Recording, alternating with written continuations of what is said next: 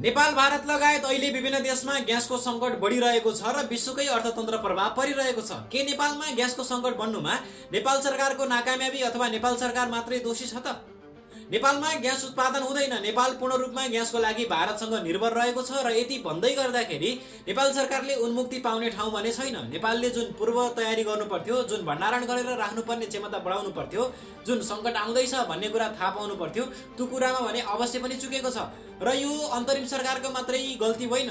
अहिलेसम्म बनेका सरकारहरूले जुन भण्डारण गरेर राख्नुपर्ने क्षमता बढाउनु पर्थ्यो, त्यो कुरामा कहिल्यै ध्यान दिएनन्। अहिले विभिन्न पार्टीका कार्यकर्ताहरूले अहिले अन्तरिम सरकारलाई मात्रै दोष दिइरहेका छन्। उनीहरूले आफ्ना सरकारले गरेका कमी कमजोरीहरू ढाकछोप गर्ने काम गरिरहेका छन्। तर यो अहिलेसम्म जुन पूर्व तयारी हुनु पर्थ्यो त्यो नगर्नुमा अहिलेसम्म बनेका सबै सरकारहरू जिम्मेवारी छन्।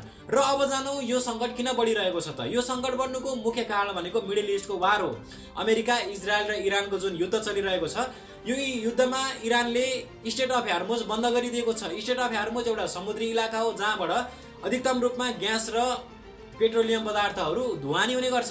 त्यो नाका बन्द गरिदिँदा आवाजावज गर्ने जहाजहरू ठप्प छन् र त्यो नाका ठप्प हुँदाखेरि घुमेर आउनुपर्ने हुन्छ। जहाजहरू जुन ढुवानी गर्नुपर्ने हुन्थ्यो त्यो घुमेर आउँदाखेरि एक त समय ढिलो हुने गर्छ, त्यसले सङ्कट बढाउने नै भयो, र अर्को त्यो ढुवानी खर्च बढ्ने गर्छ। त्यो हुँदाखेरि सङ्कट बढेको छ।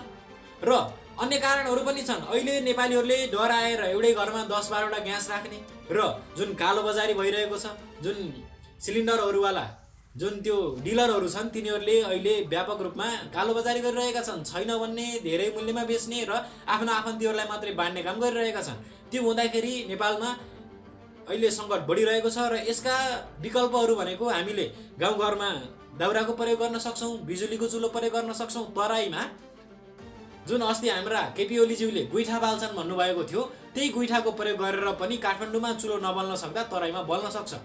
यी हाम्रा विकल्पहरू हुन् र यो सायदै धेरै लामो समयसम्म चल्दैन, किनकि विश्वकै 20% अर्थतन्त्र चल्ने नाका हो त्यो। त्यो नाका इरानले धेरै लामो समयसम्म बन्द गरेर राख्न सक्दैन। केही हप्ता अथवा केही समयमा यसको समाधान निक्लिन सक्छ।